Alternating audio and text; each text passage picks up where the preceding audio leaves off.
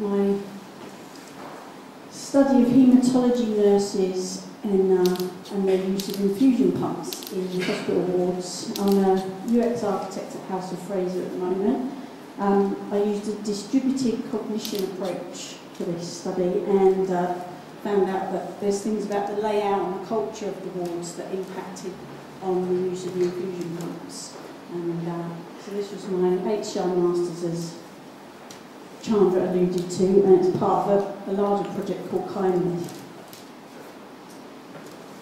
So I've got a social anthropology bachelor, so I was really drawn to this idea of watching people for this kind of research and looking at the whole workspace and the technology that people are using within it. And there's a lot going on in these situations, so to be able to see through what is called the messy details of the workplace, it's really good to be able to focus on the important parts.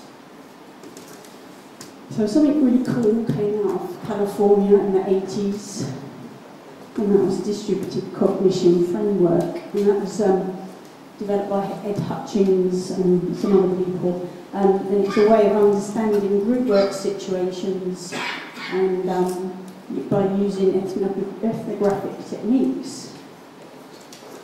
So what this perspective does is kind of extend the idea of the cognitive processing unit to a larger social unit. And it helps us understand normal work practices better and then see how technology can fit with those rather than disrupt them. And DiCoT is a methodology that's come out of UCL, and it's used to structure analysis and observations. And it's kind of inspired by what Chandra talked about, contextual inquiry. And what inspired my study as well was grounded theory, which is actually going in and allowing data themes to emerge from the data, so that you don't necessarily have to have a hypothesis. You might have a few ideas, but the data can inform what you do, and you explore through that way. So fieldwork in healthcare settings is it's got some challenges because you have to get clearance.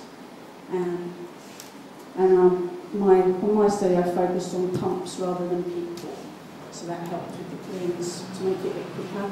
And the hospitals want to really check you out, so I had to have background check and blood tests to let me have access to the vulnerable people in the hospital.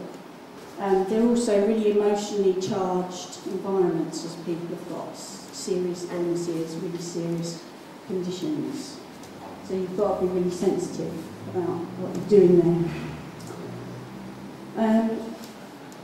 Taking open notes of people's activities can make them feel a little uncomfortable, but if you kind of carry yourself well, you can blend in, and in the end I found people kind of took me for granted, and after a while they didn't really pay me any attention apart from when I was trying to talk to them. Kitchen Stories is a really good movie, even if you're not an ethnographic researcher. Sorry, can you read it? It's really important to build trust and rapport with people. So something I did was send a notice round and put this up in their break room so they could see my face and knew why I was coming in. And so this introduced me to everybody. And then when I was talking to people about what I was doing, I made sure they understood that I was studying the pumps and how they fit with their practice rather than studying them and their work. So you have to get consent from everybody you study, and anyone that doesn't want to do it, you have to just discount and not follow them. And getting permission from each patient when I went into their rooms was really important as well. So the nurses ended up helping me with that quite a lot. There was one nurse who was really protective of her patients and quite sternly questioned me about what I was doing there and why I was doing it. But in the end, I kind of stood up to her, and she ended up being a really key informant and helped me quite a lot and would call me over and say, I'm going to do something you want to see. So I spent 28 hours altogether on 2 wards at UCH over about 4 weeks, all times of night and day. And I originally thought that there might be some big contrast between night and day work. But all I actually found was that the work had a continuous flow to it that carried on around the clock. So the pumps are used all the time in haematology for the accurate delivery of drugs. And they're considered high-risk devices because they're putting really powerful chemicals into people, and one misentered number could mean a really bad outcome, could kill somebody. And the nurses are using the pumps to support their cognitive work. So they said things to me like, the pump backs up my maths, and it's a reminder, and it gives you a few minutes to go and prepare for the next drug. The infusions can last up to about 36 hours sometimes, and the nurses are using the pumps as reminders towards the end of one infusion and the beginning of the next, because they've got a limited resource called what they call line space, and that's based on time, so they don't want to lose out with delays. Well, I shadowed the nurses in their work, and I wasn't very pure about it, I have to admit, Chandra. I actually asked them ad hoc questions when they came up and asked them about what they were doing and what they'd just done, and got some data that way. So that it was quite fresh for them as they were doing it, and they would explain to me as well, and say, I'm doing this, I'm doing that. And then I did some semi-structured interviews so that I could get more data and check my understanding. So in my hand notes, I was writing down whatever they did, things that they said to each other, and so on. And I used a letter coding system that I nicked off of Hatish at UCL, so that I could, to help with my analysis later. So there's a web of artefacts that the nurses are using. There's like whiteboards, drug charts, written notes, all sorts of physical things that they remind them what to do. They process information and they communicate the status of the ward. And distributor cognition, we look at the physical layout of the environment. And then in these wards, there's side rooms, and the doors are closed to prevent infection. So this means that the pumps are inside these rooms, and the nurses can't see them, and sometimes they can't even hear the pumps alarm. So looking at the flow of information, the nurse is relying on the patient when the pump alarms to call them in. So they use the patient call system when the nurse comes in.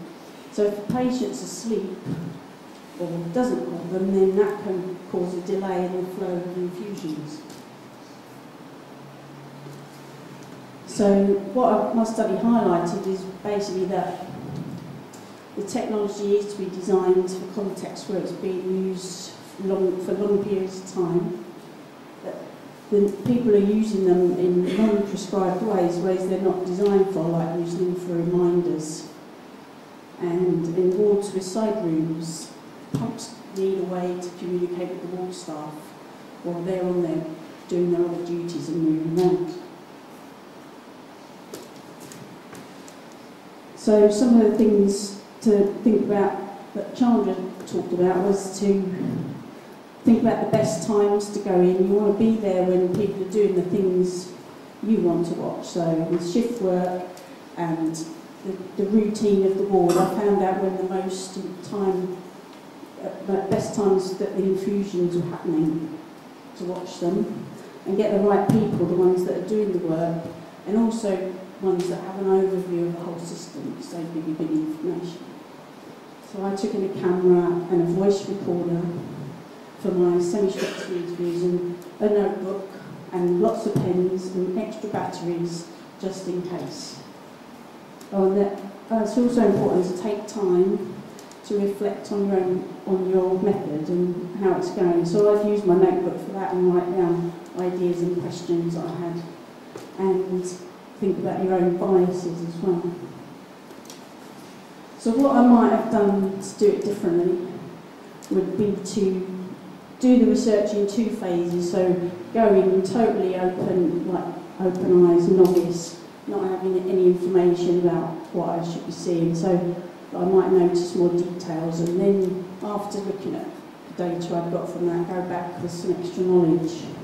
It'd be really interesting to follow like one pump for a whole period. I sort of chopped and changed around different pumps, and also maybe follow one nurse for a single shift. That'd be quite good. And also the patient.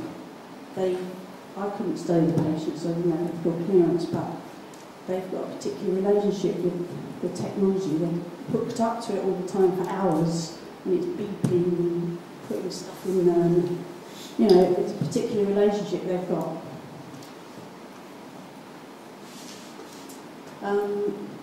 Yeah, so it does take time to do this kind of study, but as Charlie was talking about, what you get out of it is something you can't get from, you can only do it where you see it. You can't do it any other way, so you've got to see it in the wild. And doing it with distributed cognition is a really good way of looking at the coordinated action of teamwork, and then how the technology can support that rather than get in the way. Yeah, and I think, yeah, combining qualitative studies with quantitative, so if other people are doing key stroke level studies that can build together and make a really good, rich picture. So my study was actually, I couldn't use carry on pumping because it wasn't really appropriate, but it's called Behind Closed Doors, blah, blah, blah, blah, and it's on the UCL website, and there's some other lookups here, so if the slides get put out, people can maybe will find out more. Thanks.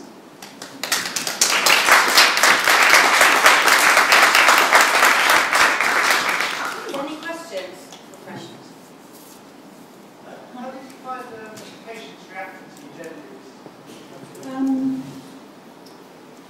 I didn't have any sort of really hostile reaction at all. Yeah, people. I think when you go in with the nurse, I only ever went into a patient room with the nurse, and they would say, "Oh, she's just here looking at the pumps," and perhaps they have so many people coming and going into their rooms that, yeah, nobody ever said no. Yeah. Yeah. Having used DiCoT super extensively, can you think of any other contexts outside of hospitals where it would be quite useful to use them?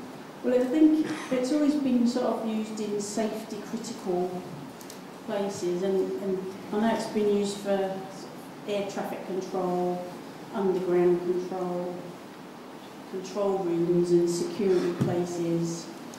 Julie, you did it in a hospital equipment room, didn't you? I don't know, I think, yeah, it'd be interesting to do it anywhere where it's, I think it's just where people are working together. I use it at work actually. I think it's quite good for working with your own team, like how do you know what that other person's thinking and how do they tell you? And how many things do you have to log into to like get to the wiki and find out what somebody else was thinking? So how can we improve our own practice? Yeah. Is the DiCoT method in a public domain? Is it a methodology that we can access? Totally, yeah. If you go to UCLIP website, there's dozens of studies. Hutchins is the name that brings it up to begin with, but Yvonne Rogers has written about it a lot. Oh, DiCoT is something, yeah, Furness and Blandford. Is it written up as a methodology or is it written up as a case studies? There is a paper that talks about how they developed it, yeah. No, it's totally out there. Yeah. Okay. Anybody else? Thanks. Thanks, Franny.